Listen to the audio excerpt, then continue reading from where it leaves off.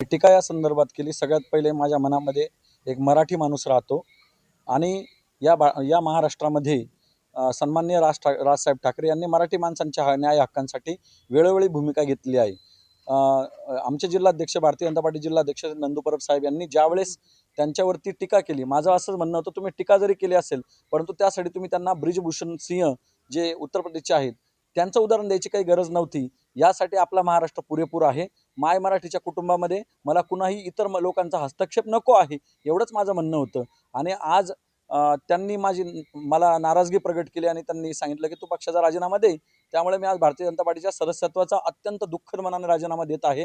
कारण आम्ही जरी भारतीय जनता पार्टीचे तळागाळातले कार्यकर्ते असलो तरी या तळागाळातल्या कार्यकर्त्यांमुळेच हा पक्षाचा वटवृक्ष झालेला आहे। 1980 पासून सुरू झालेला पक्ष जो 2 खासदार होता, तो पक्ष आज जवळपास जगातला सगळ्यात मोठा पक्ष झालेला आहे। तो फक्त नेतृत्वामुळे नव्हे तर कार्यकर्त्यांमुळे पण झालेला आहे, हे नेतृत्वाने लक्षात घेतलं पाहिजे। परंतु आज दुर्दैवाने त्या तळागाळातल्या कार्यकर्त्यांना जर राजीनामा द्यायला तुम्ही सांगत असाल तर आज मी मोठ्या मनाने फक्त त्यांना आनंद वाटावा म्हणून मी राजीनामा दिलेला आहे। बाकी जनतेचे प्रश्न आहेत, त्यासाठी आमचे आमदार, आमची जनता, आम्ही सर्व आमदारांबरोबर पुन्हा राहूच। परंतु जनतेचे प्रश्न सोडवत असताना या सर्व लोकांमध्ये एक मराठी मन सुद्धा अजून आहे आणि आमची मराठी अस्मिता कधीही मरणार नाही आणि कोणत्याही पक्षाच्या दावणीला आमची मराठी अस्मिता बांधली जाणार नाही।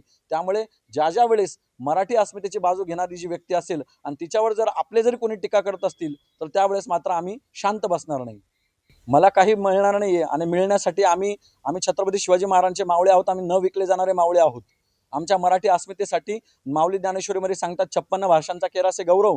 ज्या मराठी भाषेने आज 56 भाषांचा गौरव केलेला आहे त्या मराठी भाषेच्या अस्मितेसाठीच आज मी राजीनामा दिलेला आहे। भाऊ, जिल्हाध्यक्षांनी मराठी अस्मितेचा सर्वप्रथम विचार केला पाहिजे। पक्ष राजकारण आपल्या ठिकाणी असू द्या, परंतु आपण ज्यावेळेस तुमच्या राजकारणामध्ये तुम्ही मराठीला ओढतात किंवा राजसाहेब ठाकरेंना ओढतात, राजसाहेब ठाकरे यांची ओळखच मूळ मराठीची कैवारी म्हणून झालेली आहे। आणि आमचं म्हणणं आहे, तुम्ही राजसाहेब ठाकरेंवर टीका करा पण त्यासाठी परप्रांतीयांना डोक्यावर घेऊन त्यांच्यावर टीका करू नका, एवढंच माझं म्हणणं आहे। त्यांना राग आल्यामुळे पक्षाच्या सदस्यत्वाचा राजीनामा दिलेला आहे।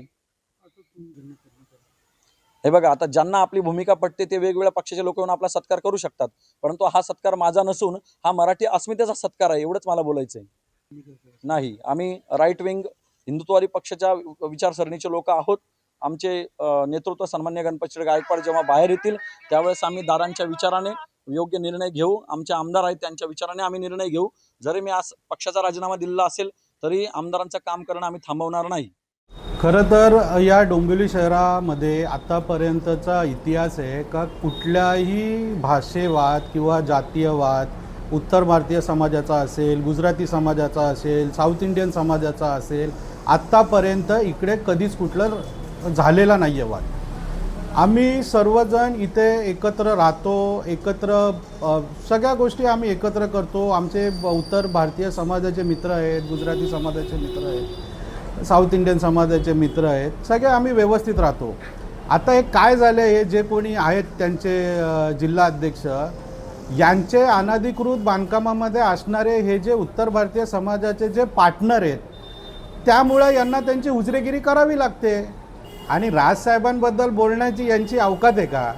पहिली गोष्ट तर उगाचच मला त्यांना सांगणं आहे इथे सगळं व्यवस्थित चाललेलं आहे, कशाला वातावरण खराब करता तुम्ही? आमचे चांगले मित्र आहेत आणि त्यांचे जे मित्र आहेत ना त्यांच्यापेक्षा चांगले आमचे मित्र आहेत ते। त्यामुळे उगाचच ते मायलेज घ्यायला आणि काहीतरी करायला या फालतू गोष्टी करू नका आणि या डोंबिवली शहराचं वातावरण बिघडू नका तुम्ही। हे अशा लोकांना तर ना खरं तर उत्तर देण्याची पण आवश्यकता नाही आहे। जे स्वतः सुरक्षित फिरू शकत नाही शहरामध्ये, यांना टोली घेऊन फिरावे लागते, यांच्यात काय हिम्मत आहे साहेबांचं नाव घेण्याची? बाबा बोलते हैं ना रजू पटेल, उसको बोलो कभी कभी यूपी में जाके देखो। मैं सल्यूट करता हूँ वो तुझे सिंह को कि जिन्होंने राज ठाकरे जा रहा था उसको खाली बोल दिया आके दिखाओ। ये उत्तर भारतीय लोग हैं, ये उत्तर भारतीय लोग हैं। एक धक्का दिया तो आना भी बंद हो गया। गरीब आदमी को कोई भी मार लेता है, गरीब आदमी को कोई भी मार लेता है तो दिखा दे। उस उत्तर भारतीय का भारतीय जनता पार्टी विशेष योगदान है। वो क्या है? एक उत्तर भारतीय आघाड़ी अपने यहाँ पे, उस आघाड़ी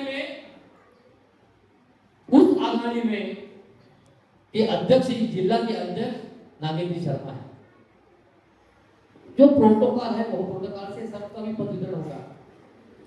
मनसे ही कल्याण डोंबिवलीमध्ये युतीमध्ये आहे आणि युतीमध्ये राहूनसुद्धा हे लोक लंकेचा बिभीषण बनण्याचा प्रयत्न करत आहेत। आपण पाहिलं असेल की यावेळी भाजपा, सेना आणि सेनेबरोबर मनसे असं एक युती आहे। रस्त्याची काय कामं चालू आहेत, काय झालं आहे याचं जे यांचे जिल्हाध्यक्ष आहेत हर्षद पाटील यांनी माहिती करून घ्या। आज येथे येण्याचं कारण असं होतं की आज भाजपमध्ये पदाधिकारी बागुल सर यांनी ज्यावेळी मराठी अस्मितेवरती एखादी गोष्ट आली त्यावेळी आपल्या पदाचा किंवा पक्षाचा विचार न करता मराठी माणसासाठी एक भूमिका घेतली आणि त्या भूमिकेचं अभिनंदन करण्यासाठी आम्ही महाराष्ट्र नवनिर्माण सेनेतर्फे येथे येऊन सरांचा सत्कार केलेला आहे व मराठी अस्मितेला कोणी नख लावण्याचा प्रयत्न केला तर मराठी माणूस काय करू शकतो हे आज बागुल सरांनी दाखवून दिलं व बागुल सरांना यापुढे मनसेचा कवच असेलच एवढं मी या ठिकाणी नक्की ग्वाही देतो। सन्माननीय नेते राजूदादा पाटील यांच्या म्हणण्यानुसार आम्ही आज येथे आलेलो आहोत व संपूर्ण मनसे बागुल सर व पूर्ण टीमच्या बाजूनी कायम पाठीशी उभी असेल एवढं बोलून मी माझे 2 शब्द संपवतो। जय हिंद, जय महाराष्ट्र।